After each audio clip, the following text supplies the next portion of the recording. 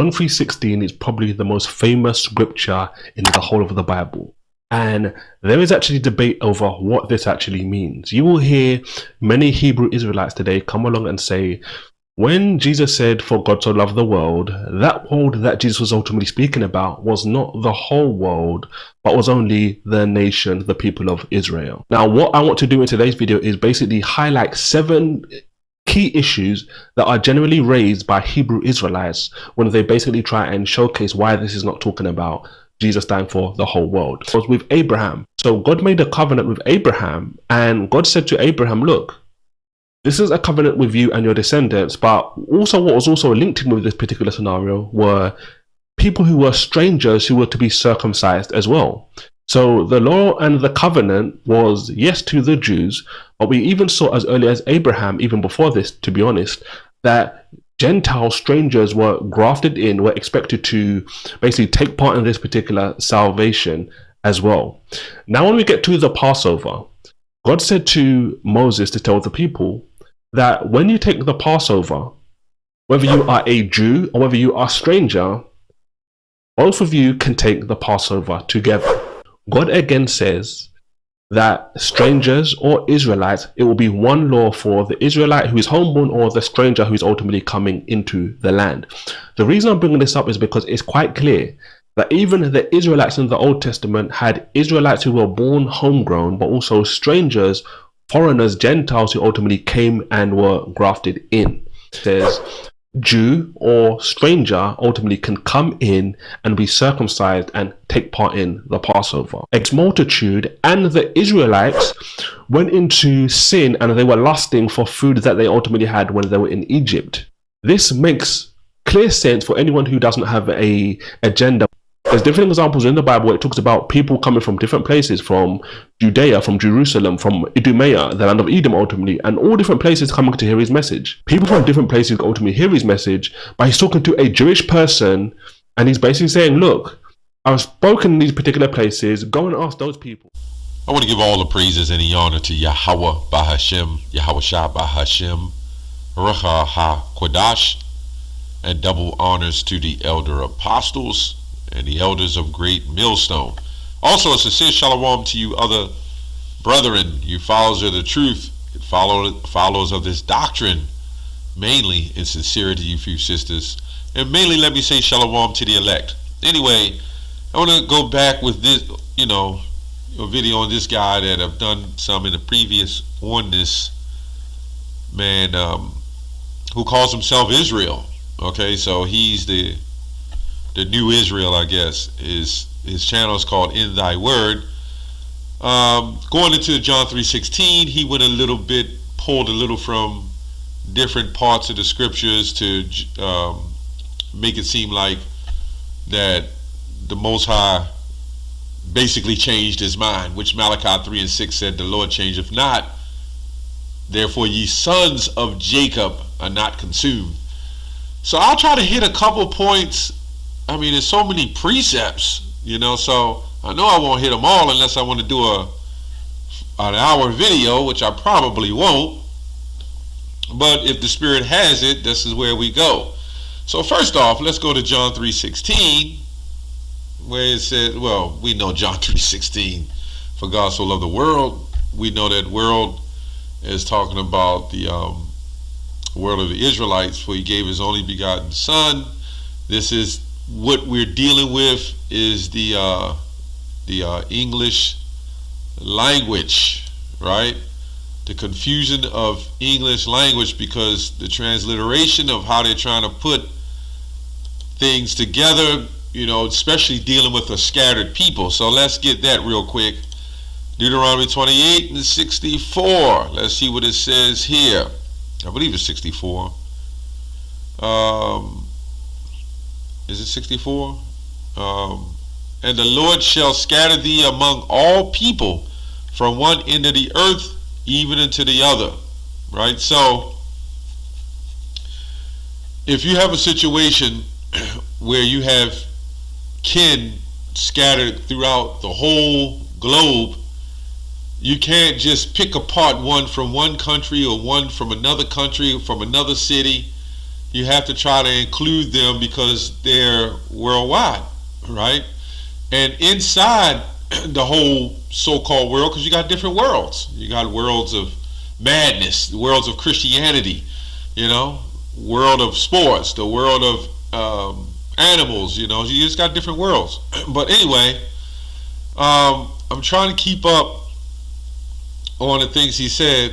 So when you go to John 17:9, it says, I pray for them, I pray not for the world. So that clearly shows you can't use the word world to justify, strictly one cause or one point. Because he says he loved the world, then he says he hate the world, or he prays not for the world, right?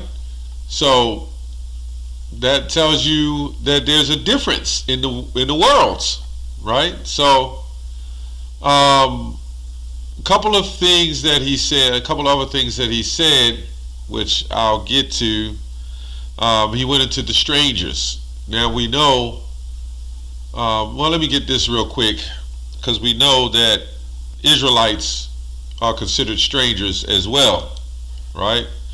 This is the problem when you're talking about, Gentile is just another word for stranger when you're dealing with a stranger of a heathen, right? Or even a stranger heathen of your own nation, right?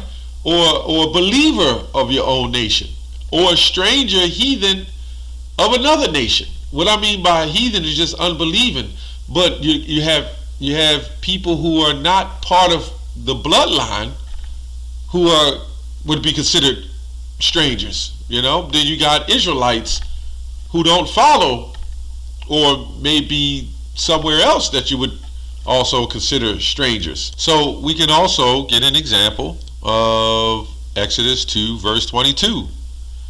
And she bare him a son, and he called his name Gershom, for he said, I have been a stranger in a strange land. And his actual name means stranger, right? So it's clear how they take these words and they hold dear to it because they want to save everybody. Just like Gentile, they take these words and they hold dear to it because they just want to save everybody, right? We could also go into the book of Acts. I believe Acts the 13th chapter. Let's go to Acts 13 and 16. I'll try to make this quick, Acts 13 and 6. It says, Then Paul stood up and beckoned with his hand and said, Men of Israel, and ye that fear Yahweh, give audience.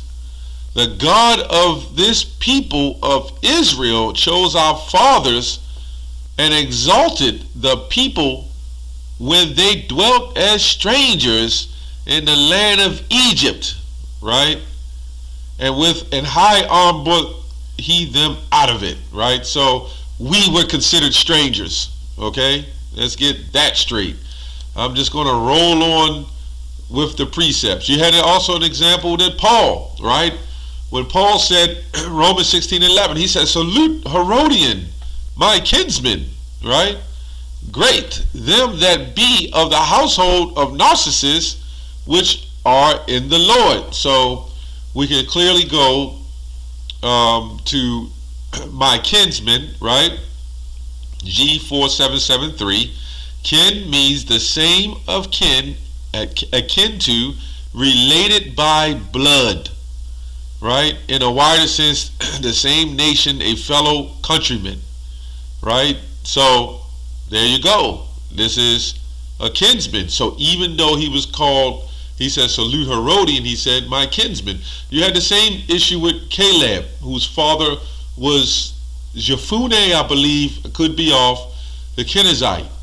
But when you went into his heritage and his lineage, he was a Judite. So this also proves, just like we're living in America, we can consider ourselves American, or they told us we were African Americans, or we're Jamaicans, we're Haitians, we're South Americans, we're all these things. And our people who don't know, who haven't woke up to the truth, who will also come, would also be strangers, right?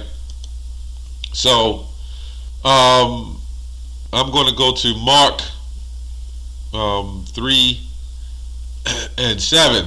It says, But Yahushua withdrew himself with his disciples to the sea, And a great multitude from Galilee followed him, and from Judea, and from Jerusalem, and from Idumea, and from beyond Jordan. Okay, and it says, and they about Tyre and Sidon, a great multitude. They keep saying this multitude, right? Even when you go into the multitude out of Egypt, you had some that did come. But when you go into the different references in the text, they actually said it was mainly the Israelites, you know, because they were still dwelling as strangers. That's why they would be part of the multitude, right?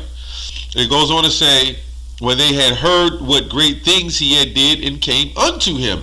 So in this guy's mind, he said, okay, it's the Idumeans and the other nations, the Hamites and whoever else. Just God just said, let there be love, you know, and everybody can be saved, right? So we're going to go to Acts 2. This is easy work, but to you who may not know, we're going to break it down, right? Acts 2 and 5. It says, and there were dwelling at Jerusalem Jews, devout men out of every nation under heaven. This is what we see. And this, it wouldn't be the last time, because we got scattered throughout the globe, right? So this says, and there were dwelling at Jerusalem Jews, devout men out of every nation under heaven. So if we have people in this land and several lands and in the coast of other lands who would call themselves a Canaanite, right? You had ourselves people doing that, right? Business preferences or whatever the case may have been, or just to follow. You had our people call themselves Greeks, right? Timothy's father, I believe Titus. You had a lot of our peoples calling themselves Greeks. Paul was a Roman, right? He was a Roman citizen. He was an Israelite. This is why we know Cornelius was an Israelite. It's all simple. It's all simple. So this cuts that. So we're going to go to the word nation, out of every nation. Let's see what the word nation says. Okay. It says, it goes back to ethnos. Let's see what it says. Strong's G 4128. Plethos. Plethos. Plethos, right? It says a multitude, a great number of men of things. The whole number, the whole multitude, the assemblage, the multitude of people. So clearly this definition is saying the multitude. So when you go back to Acts 2, it says devout men out of every nation under heaven, meaning the multitude. And this is even in the Old Testament, and several times when you had multitudes, they were Israelites, because some of them were strangers. It just makes sense. We was under captivity of the Egyptians, you know, in and out of there, out of the Greco-Romans. So we were calling ourselves everything. It only makes a lot of sense.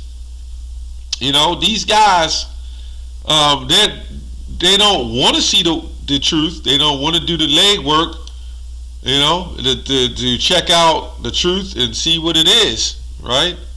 So this is clear that the Israelites would have been calling themselves, like Simon the Canaanite, we'd have been calling ourselves different things, right? Because you know what we identified with, or like I said, business purposes or whatever the case may have been, that we would dwell in or border in another land, that we would call ourselves of that land.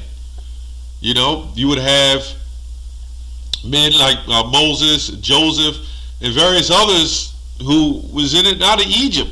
You know, that's why I believe they said, I believe Paul, is this that Egyptian, right? What's his name? Phineas. You know, that the scholars even called him the Nubian Negro, Egyptian Negro. So you can clearly see even our people who are scattered will call themselves Sicilian, or they will call themselves Irish, or they will call themselves white, Caucasian, right? They will call ourselves Ethiopians. You know, we will call ourselves Australians. You get the point. It's all because the scattering and how we are placed with the census dealing with the English language. Anyway, I think I said enough on that. That's all I have on that. Shalom.